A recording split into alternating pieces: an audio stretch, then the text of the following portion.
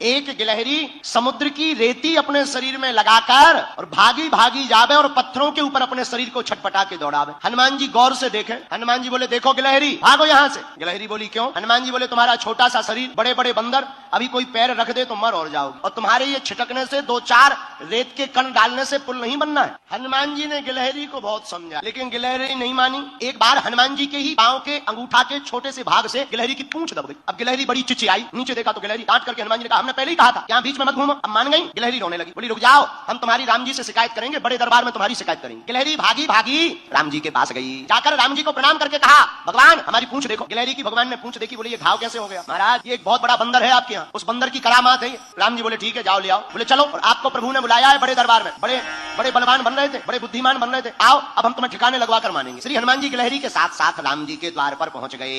राम जी को प्रणाम किया, पर हनुमान जी ने गिलहरी से पूछा एक बात बताओ, तुम्हारे रेत के कण डालने से समुद्र का पुल बनना नहीं है, फिर भी तुम इतनी परेशान क्यों हो रही? राम जी बोले बात तो सही है, बताओ गिलहरी। गिलहरी हाथ दोनों जोड़कर बोली राम जी हमें पता है कि हमारे कारण से पुल नहीं बनना है, लेकिन इन बंदरों ने आपकी इस सेना ने बड़े बड़े पत्थर ला करके पुल बना दिया। राम जी बड़े बड़े पत्थर लगे हैं, आपके चरण बड़े कोमल हैं, पत्थर है उबड़ खाबड़, रखोगे कहीं चोट लग जाए, आपके चरणों से खून बहने लगे, तो ये बनते तो बड़े बुद्धिमान है तुम्हारे हनुमान जी, पर इन्हें ज्ञान एक रत्ती का नहीं। हम छोटे जरूर हैं पर हमें ज्ञान ठीक ठाक। राम जी बोले क्या ज्ञान है? बोले ये तुम्हारे बड़े बड़े बंदर बड़ी बड़ी शिलाएं लगा रहे हैं, पर आपके चरण बड़े कोमल हैं, आप चलोगे तो कहीं पत्थर लग जाएगा, तो हम रेती जाकर के रेती उन पत्थरों की दरार में भरते हैं ताकि आपके चरणों में कोई चोट ना लग जाए। हनुमान जी को सुनकर आंखों से आंसू आ गए। अरे धन्य हो गिलहरी, आप धन्य हो, आपका भाव धन्य है। राम जी ने गिलहरी को अपनी हाथ में लिया, पूंछ के ऊपर हाथ रखा तो जो उसका दुख था, करुणावान करुणा निधान श्री रघुनाथ जी के हाथ रखते ही उस पूंछ का घाव ठीक हो गया और गिलहरी प्रसन्न हो गई। राम जी अपनी 3 अंगुलियां गिलहरी के ऊपर फिराए। जब राम जी ने अपनी 3 अंगुलियां गिलहरी के ऊपर फिराई, वही 3 अंगुल के निशान आज भी गिलहरी के ऊपर है।